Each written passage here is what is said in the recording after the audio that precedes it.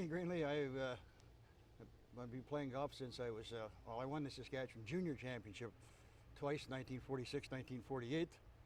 I won the Saskatchewan Amateur, I think it was in 1967. Won the Saskatchewan Senior Tournament later on, but was on many Wellington Cup teams, especially the one that Saskatchewan won in 1964 when we won the Canadian Wellington. And tonight there's three of us here, which is great. Yeah, I think we've talked to all of you. Well, that's good. Okay, I'm rolling. Go ahead.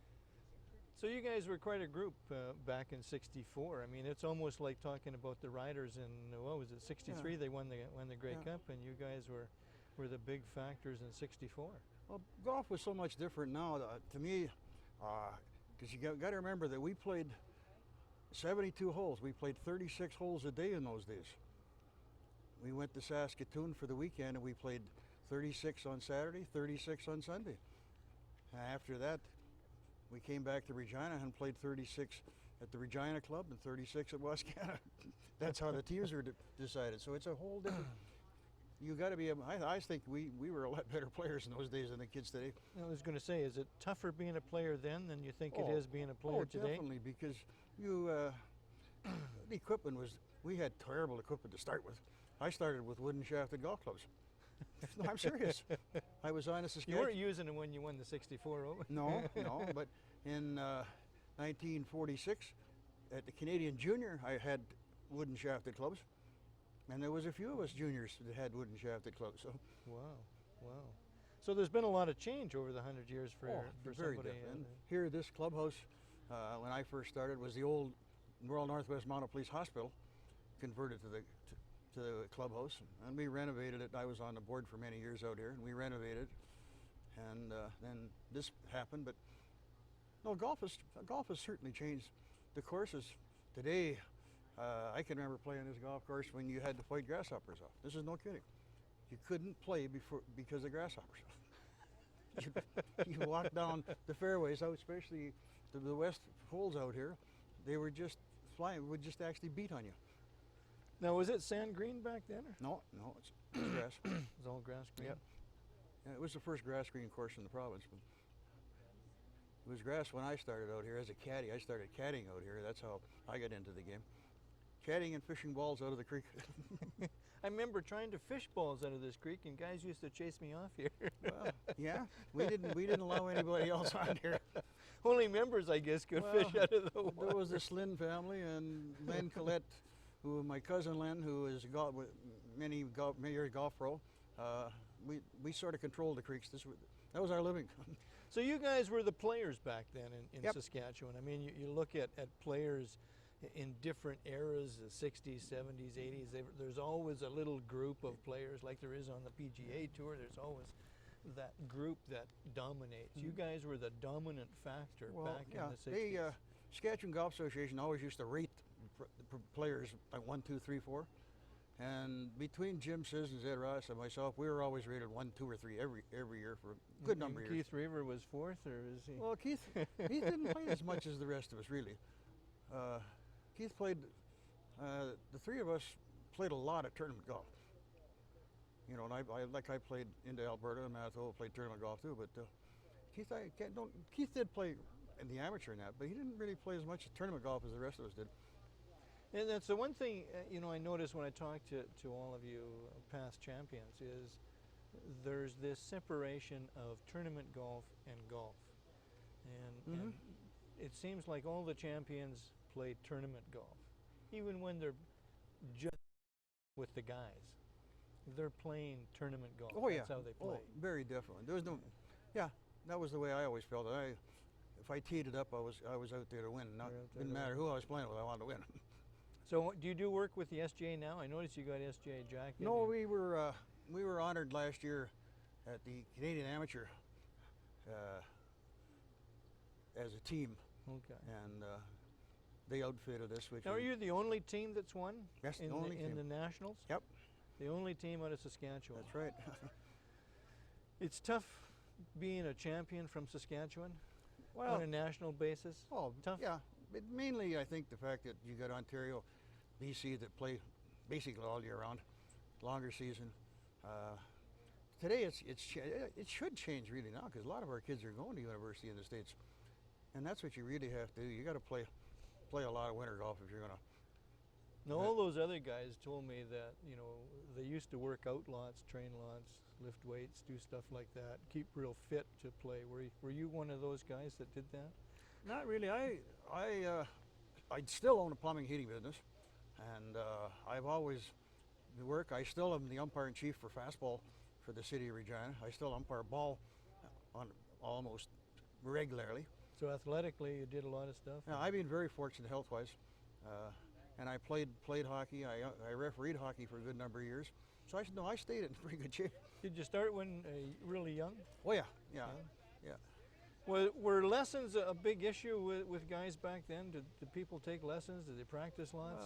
Is that something you did, or you just picked up the game yourself and I learned it picked the yourself? game up myself by caddying for the top players that were around in those days. And Tom Ross, who was the pro out here, I played a lot of golf with Tom, and he would give you the pointers too. I mean, kind of a special moment for you. You were a member here for 50 years. 50 years? From 1940 to 1990. 1990. So this is a pretty special, Yeah. Yeah, special day, special I moment. enjoy coming out. Yeah. So a lot of changes other than just the clubhouse. I mean, you would have seen a horrendous Well, amount of change. some of the that's golf gone on courses, through here. some of my design, because I was greens chairman for a good number of years out here too. So Is there anything you didn't do? no, well, at one time, we were we were in pretty bad shape on this golf course in the 1960s. We had very, very few members, no money, and I cut greens out here and watered and put the watering system in. Tom Ross and a bunch of his volunteers put all the original watering system in here as a volunteer job. So Wow, that's pretty amazing Yeah. stuff. Very active. You're an active member. yeah, Yeah. I used to play 7 days a week. Do you think young people or younger players or younger members give as much back to the game as, say, older members do? I mean, they haven't had an opportunity yet to do a lot of that, but do you see that same sense of caring and nurturing? I don't see that, no. I really don't, because I look at, like Keith, for instance, who served on the SCA board and everything else, and these kids that that are winning today, I don't see them involved in anything other than their own game, and it's unfortunate because that's like ball. I still evolve ball because I give it back. I'm still the president of the Optimist Gymnastic Club. And I don't know if we have enough time to go through the list of things you keep doing. well, no, I enjoy life. yeah. Probably. If you were going to give advice to a young junior or a young player who wants to get involved in the game of golf, what would you tell them to do? Well, basically, get some good instruction to start with, good basics, and then work on them. Yeah. Because Always the basics. oh yeah, any sport basics goes back to that, and it does. You don't have to have a perfect swing, a golf swing. No. You, Well, there isn't one. no, well, if you listen to the You announcers, guys had the perfect. well, if you listen to the announcers, there is, but Yeah, there isn't. there isn't. No, every player should be able to adapt to their own physical, and I just picked up a golf club and started swinging it, and with a little bit of help from, let's say, Tom Ross years and years ago. That was the only lessons I ever took. So who are the other pros that were at the Regina Club besides Tom? Can you remember anything? Ron Belbin was here for a while. Ron was here for a while. He went to BC. And, well, Cease Ferguson was here. Cease here. Cease and I won the Canadian Pro-Am together. Oh. Oh yeah, that's a Canadian title. Another Cease Canadian is title. now in BC as Yeah, well. That's Yes, another Canadian yeah. title that I happened to win. But yeah, and that was a nice. That was a really a nice thing to win. It was that Canadian Crown Life Pro-Am. Did you ever think that you'd be champion one day? Yeah. Oh yeah. Yeah, Oh yeah. I that always was- figured I could win. Oh yeah. Yeah. Just a good player, Yeah. naturally, just natural talent. Very to- na- to- yeah. I was burning desire to win, obviously. Oh, yeah, yeah. But I mean, you anything- can tell that just. anything I've ever done, I'm the same way. Even today, when I umpire ball or something, I still want to be the best umpire out there. And What was the most exciting thing, other than all these championships and things you've done? Anything exciting that's happened in the game of golf that you're thrilled to death with?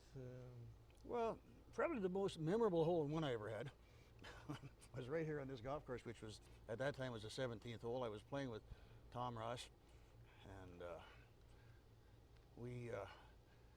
I knocked it in with a wedge on the 17th hole, and we come in, and shouldn't be saying this on TV, but the next morning at about 11 o'clock, we broke up the party. So. Now the 17th would have been a different hole than it was today. Well, yeah, it's Yeah. still the par 3 that's over across there. That's that little short one. Yeah, the short par 3. Yeah. Funny thing is, I've also had a hole in one on that hole, Wow. and it was the ugliest shot. Is that right? And I never did see it go in. There was a trap in front, a bunker in front of that. It hit into the bunker, popped up, rolled onto the green and in the hole. In fact, when I hit the shot, I turned away and said, I don't want to look at it anymore. It actually went into the hole. How many holes in one have you had? 4. 4? Yep. Yeah, that's pretty. All here? No. No. Oh, oh, yeah. I'd one at Regina Beach, two in this golf course, and one at Regina Beach, one at Saskatoon. Yeah. Who is your toughest competitor outside of any of these guys that you played with?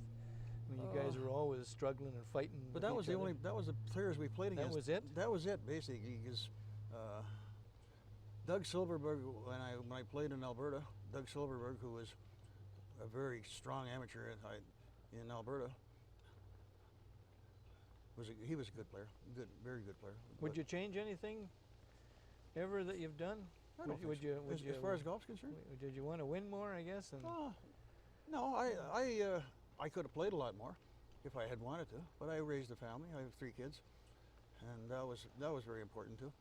And it's tough to struggle playing tournament golf and raise a family It is, yeah. because As each of these people have always said, they got to do other things well, besides. yeah, and you got to earn a living.